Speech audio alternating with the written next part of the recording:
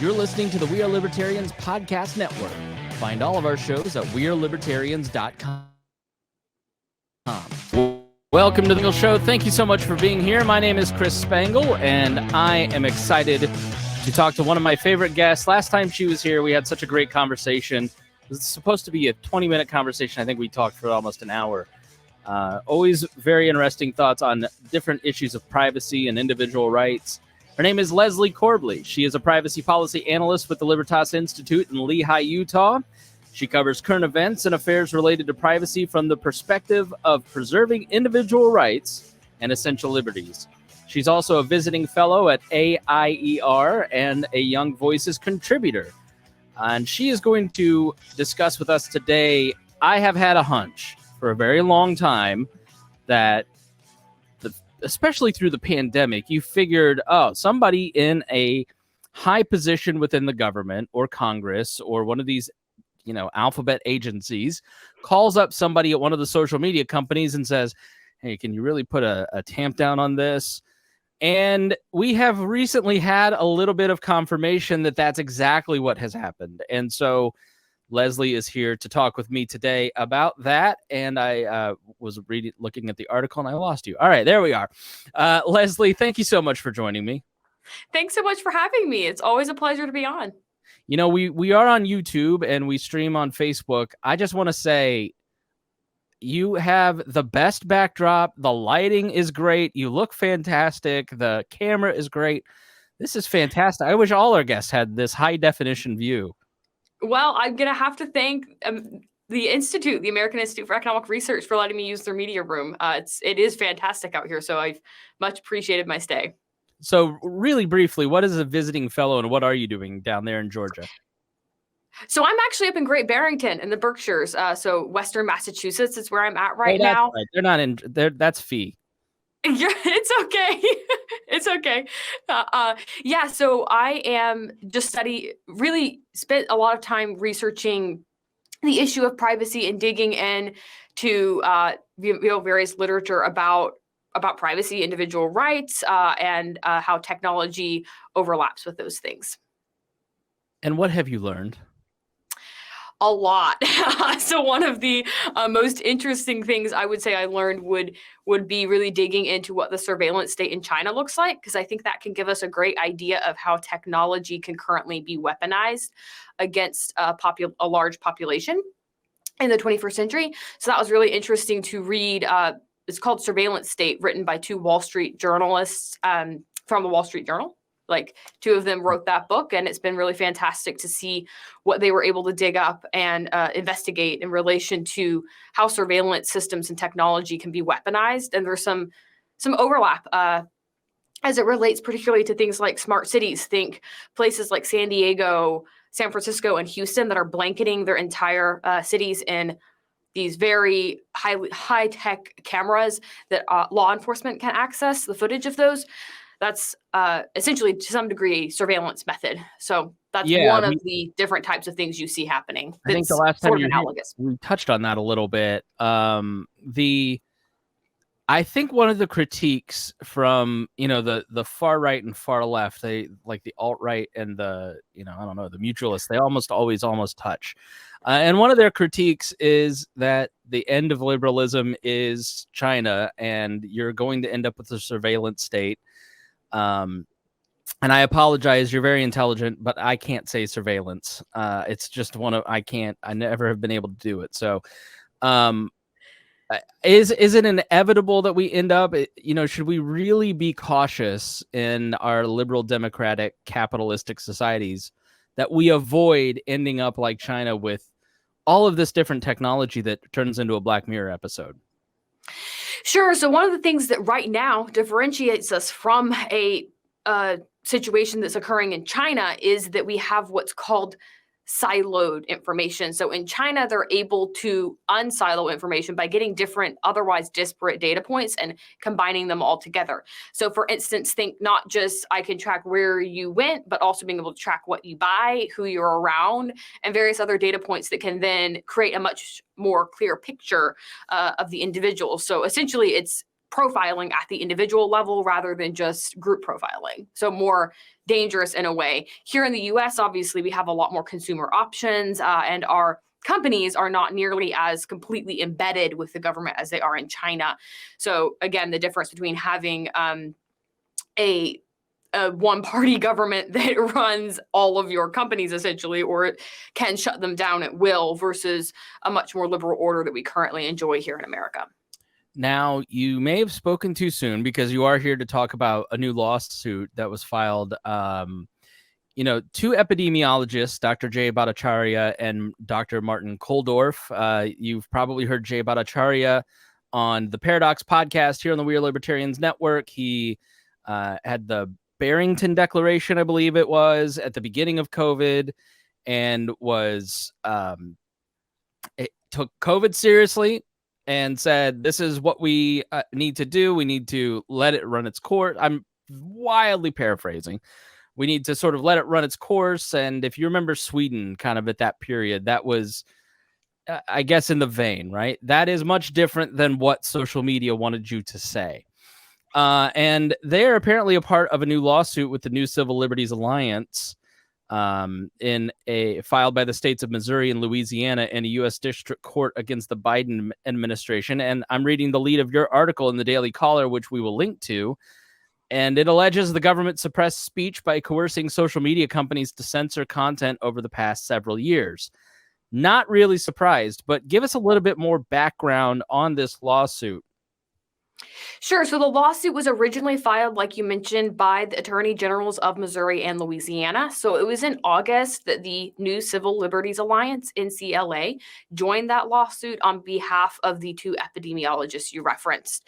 So that's sort of the lay of that land. It was filed by the AGs, and then later the NCLA came in to also allege, again, this coercive nature of government action in relation to social media companies, essentially saying that government was engaging in state action, and thus these restrictions on speech amounted to a violation of the First Amendment, rather than simply a company saying they didn't want to platform speech that would not amount to, a violation of the First Amendment. Yeah, I'm a big Michael Lewis fan, and his podcast is fantastic, but he did an episode on misinformation and Dr. Bhattacharya and the Barrington Declaration, and how dangerous it was, and how Stanford shouldn't let these guys work, and blah, blah, blah. So they've kind of had a little bit of a target on their back from the beginning, because they weren't like Robert Kennedy Jr. level, like, or kind of on that end of the spectrum. They were sort of the smart conservatives' choice of pushing back on COVID restrictions.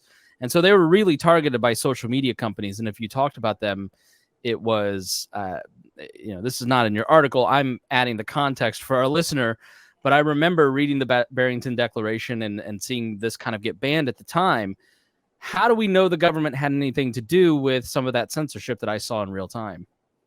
Sure. So there were troves of emails that came out in regard to this lawsuit. So following the lawsuit, a lot of emails came out that showed how collaborative the relationship was between federal agents.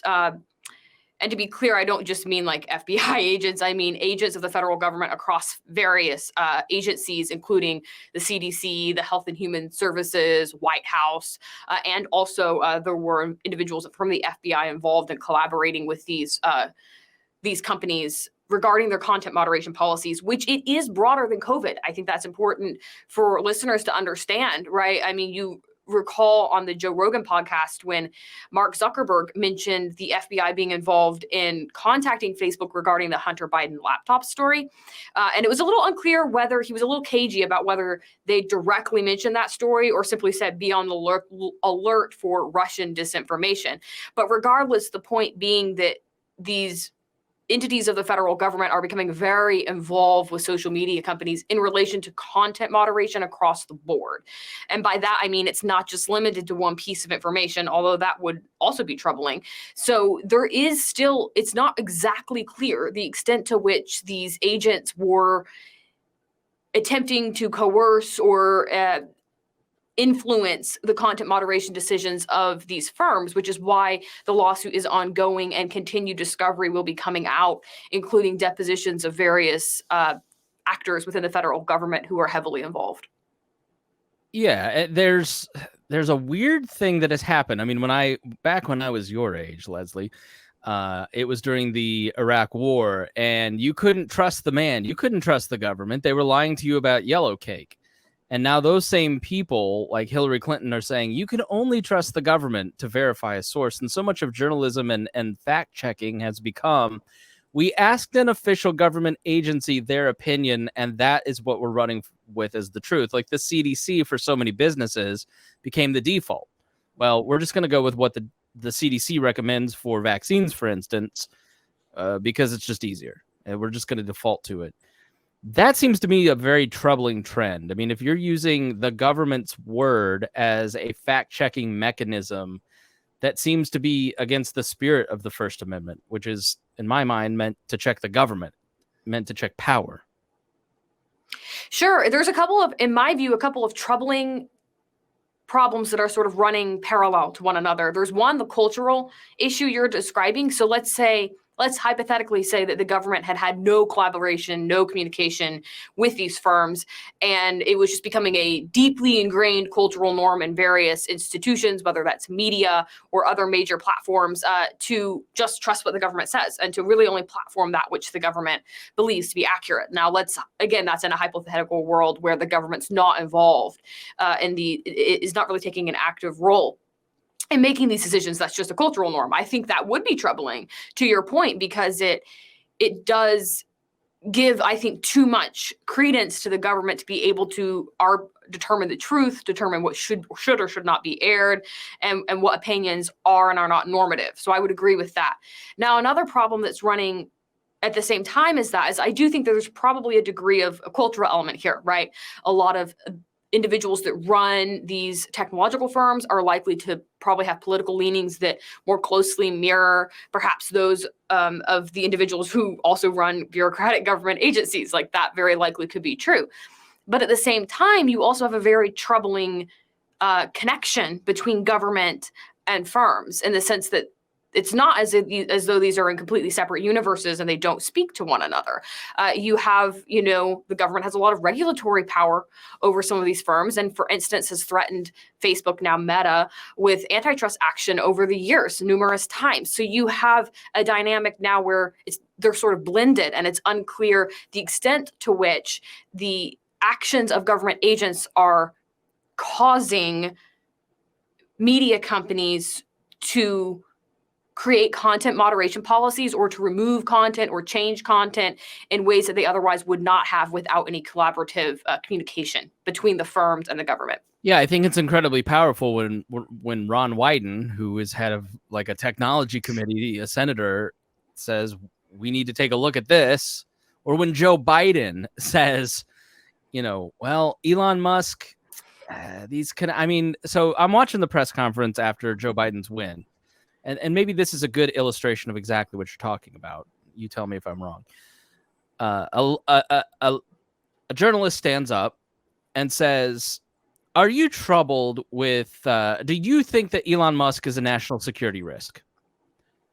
No other context, just floats the idea that somehow Elon Musk is he just read it on Twitter and decided to ask the president about it. And the president knew that I probably shouldn't answer this, but YOLO, they'll walk it back tomorrow, and says, yeah, I think there might be some troubling things that we ought to look into with regards to Elon Musk. Maybe there are. I have no idea. I have no further information based on these two talking, but now I've just got the impression that maybe Elon Musk is a danger to national security and ought to be looked into. When the president of the United States says, maybe we ought to look into this guy as a national security risk without evidence or context, that seems to me like a really problematic thing. You're not wrong. This is exactly what I was trying to highlight, in this article, is that the government feels very emboldened to push companies towards making decisions that further government efforts. Essentially, they feel very comfortable doing this. I mean, you heard it from former press secretary Jen Psaki, who felt very comfortable saying, we need to we communicate directly with these companies often. here are the disinformation dozen you should target, for misinformation on platforms. They feel quite comfortable to some degree airing this out to the public. Now, it's clear there's a lot more that goes on behind the scenes than had ever met the public gaze, but it's hard to imagine a universe where this kind of a story hit in, let's say, 2004 and wasn't, national news across all platforms for, I don't know, weeks. And now it sort of hits. And frankly, it's a little bit of a ripple. I think there's a lot of consumers and Americans who have no idea that this story even broke because it hasn't received a lot of mainstream attention. So there's it's becoming much more normative for government to feel comfortable doing this and for there to be few consequences to their conduct. And also for government to feel comfortable putting a lot of pressure on private actors, but to receive very little critical feedback themselves, right? How much pressure is being put on government agents to maybe understand what some of their corrupt actions have led to and what that's caused, right? You don't really see a lot of that while you're simultaneously seeing a lot of pressure on private companies. And where this really becomes dangerous, and I think it's important for your listeners to understand, is that we need a functioning distinction between what occurs in the private marketplace and what occurs in the public government arena. I was when literally those things about to ask you to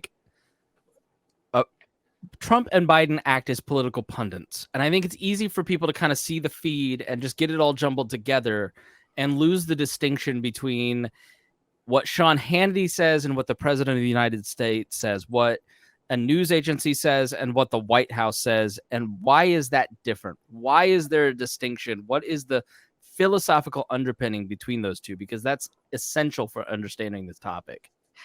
Exactly. So the government really has a monopoly on the use of force. So that's where it's extremely important to understand what the government is saying that they can and can't do, or what actions they can and can't take, and what the media is saying, right? The media doesn't have a monopoly on force. They ideally should be there to push back against those in power, particularly government agents, to ensure that our rights are protected and that to hold the feet of those in power to the fire, right? That's ideally what their role is. Now, you can certainly dispute whether that's the media landscape we currently are in reflects that to any degree. But that's ideally what you would have is the, journalists really ensuring that politicians are being held accountable and the public also being informed by those journalists, right? So the work of the journalists helps inform the public as to who they can and cannot trust in government and who they may or may not want to vote for. But when you have this blurring of the roles of government agents, right? So those whose job it is to engage in efforts to further the government's agenda, whatever the agency may or may not be wanting to accomplish, right? The agencies are wanting to accomplish certain goals. So the end of government agents is the purpose of government agents is to act in furtherance of those goals, right? And you need to have a strong distinction between those government entities and private actors. And by private actors, I mean anyone who exists in the private marketplace, that the owners of companies, so that would be like Facebook would be an example of that, right? You don't want those functions to merge. It's really dangerous if you have government agents and private companies who essentially act as if they're one entity. That's not what ideal. That's not what capitalism or really looks like, right? That's a perverted form of that. Yeah, it's a weird function of polarization, I think, because I noticed there were people who would literally I would rather be wrong and be proudly wrong in public than say the truth because I don't want people to think I'm a Republican. Like there was a sort of a weird tendency during COVID, especially, but it sort of still exists where the media, the tech companies, like they didn't want to give in or give an inch. It's like a pride thing. And the right does it too. It's not just a function because the right, like the Daily Wire is always going to have Ron DeSantis's back. These major media outlets are always going to have the White House's back because they're really positioning themselves against the other side as opposed. So the line has shifted from government versus, private versus public and holding those two sides accountable to left versus right. And that to me seems to be a much more dangerous situation where we're programming to own the libs or own the cons as opposed to protecting people's rights.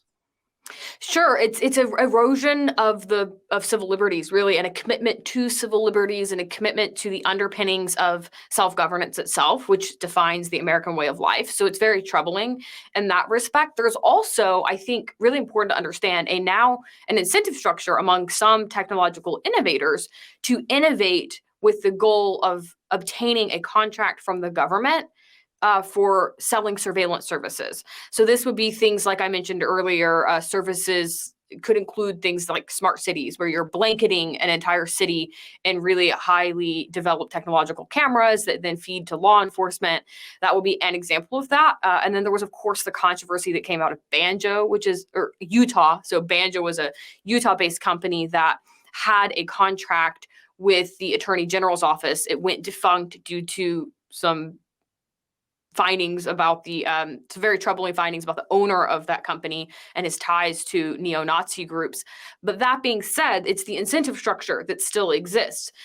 And what I mean by that is that as technologies become much better at surveilling, so that'd be using things like biometrics, your voice, or other features of human identity to track and identify individuals, it's going to be easy for government to see that as a very powerful tool when fighting crime or in other ways investigating criminal offenses or civil offenses for that matter.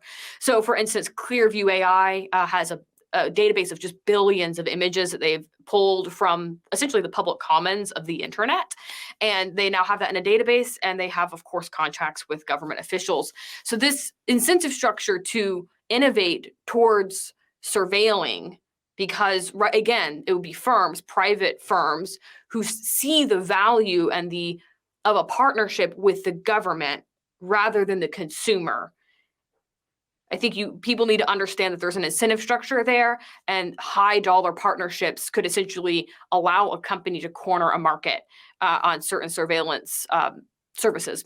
So that could be facial recognition, a la Clearview AI, or it could down the road be other types of biometrics. Again, that could include your voice. You can look to China for examples of the type of applications you can have from these surveillance methods that essentially stem from technology. And that's, again, I'm not saying we're by any means anywhere close to looking like the type of surveillance state that China is, but you also don't want to slow walk into that. And I think the public needs to understand what the underlying incentives are that drive some of those problems that could arise in the future. Convenience seems to be the big driver of a lot of this. It's just easier if I can scan my face at the airport, as opposed, I have stuff in my pockets and I don't have to get my ID. I just scan my face, but where did they get those pictures? Who's that being used against? Where does that stuff go? It's sort of the argument of where, if people at the beginning of TSA hadn't thrown a fit about those body scans, I would rather not have to do the thing, with my arms up. But they were legit taking X-ray scans, and there were a lot of articles of attractive women and attractive men being put through these things so people could get extra. It's a serious privacy issue. Now it's just like green blocks. But that's sort of the check and balance, right? But you didn't have kind of the amount of siloed media then. How can we be a good protester and really try to persuade companies to respect privacy or not work with the government? I mean, what can I do? Really, give me some hope. Sure. So I think that we, as consumers, can absolutely value our own privacy and pay attention to what companies are working with the government in any capacity, and to be aware of that. So, for instance, Ring, one of Amazon's subsidiaries, that they sell these, essentially it's home security systems, and they do have partnerships with law enforcement. So you can look into those kind of things and try to find the more privacy centric companies that don't engage in that kind of conduct. And of course, things like end-to-end encrypted applications, think Signal for messaging or Proton Mail for email, ensure your privacy in a way that some of these other applications do not. So we obviously still have choices here in America, whereas say in China, they don't, right? Like you essentially have your one platform for different types of either communication or other forms of information sharing, including, of course, internet. So we have significantly more options over here in America, and I think we should take advantage of that and remain aware of what companies are working heavily with the government and which ones are not. And I understand that it's going to be a bumpy road out of it, in the sense that right now, like, someone like you may not be able to just cut ties with YouTube. Let's say you're concerned that YouTube is too collaborative with the government. Well, if that's how you're, making your living or earning a living, it's not necessarily as simple as just immediately moving from A to B platform wise. But I think there we've are seen things it that can be done. Twitter. Yeah, I mean, Twitter. Sorry, the delay. I didn't mean to cut you off, but I think we've seen with Twitter and Facebook, for instance. I mean, a year ago, the left and the right were saying we need to have regulation. These companies are too big to fail. We have to use, and now Amazon just lost $1 trillion. Facebook just fired 11,000 people because they're collapsing. Twitter, I don't know if Elon's running it on purpose, but he couldn't make any of the right decisions if he tried the last 3 weeks. But so when you move to what's next, choose what's next as a privacy-based option. I mean, DuckDuckGo, I saw a billboard today for it. Harry on our show has been talking about that for years as a more private solution to search. And that has really caught on because people just gave it a market. Exactly. It's the concept of doing what the free market does best, which is to say, if you value this, it may take, time and energy to find alternatives. And I understand that it's not going to happen overnight. But the reality is, the solution isn't going to emerge overnight, right? And I think that to the extent that we solve this problem, it's to keep our eyes laser focused on the government. We don't want the government to be co-opting private databases. So this is a really important point, that when you build out these private databases, they essentially become a powerful resource. Anywhere where there's a lot of digital information that speaks to one specific human behavior, whether that's where you're going, where you spend a lot of time, or other things that, again, speak to your habits, it becomes something that is easy for investigators to look at when they're investigating crimes, or wanting to, for instance, with government wanting to control information, right? If there's a certain number of people on Twitter, the government's going to go, this is a great place to go to try to control information flow, because that's where people go to gather information. Therefore, I want to control whether misinformation is going up on that platform, right? So it's understanding how the nature of that works, right? How when a lot of information goes to one place in the digital sphere, it's sort of turning that type of information into a resource that it otherwise may not have, be innocuous or have no power. All right, shameless self-promotion time, Leslie. Thank you. Sure. So I'm on Twitter at Corbly Leslie, and I'll be actually also building out a Rumble profile in the coming weeks. That will be especially kicking off in December. So check that out for short videos ranging from about 30 seconds to, for maybe 3 to 4 minutes max. I think so I'll be putting out information. I would almost mention Rumble as like the YouTube alternative, because that's sort of caught on. It has, and for good reason. They really, again, you're looking for which companies really value your privacy and take that into account. It seems that Rumble does. They also seem to have I'm not very familiar with the company. I honestly just started my profile and have not even published anything there yet. I'm still trying to learn the platform and the lay of the land, but they do seem to have a fairly interesting model for monetization, where you have several different licensing options you can choose from. So that's, for instance, one reason I haven't put out any videos yet, is I'm deciding on which licensing option I would like for my content. So that's another place you'll be able to find me. My handle will be the same, at Corbly Leslie. Of course, you can follow my work on Libertas at libertas.org. And I also have an active LinkedIn account. Just follow my name. You can feel free to follow along. And I post all of my content on my website, which is just lesliecorbly.com. Made that real simple for everyone. I publish all of my interviews, articles, and any other content I produce goes right up on that website. All right, Leslie Corbly, thank you so much for joining me here on the show. We really appreciate your time. Thank you. And thank you so much for listening. If you learned something, please share this episode with your friends. It's short, sweet, and to the point, and we appreciate you helping us grow. Thank you so much, and we will see you again soon.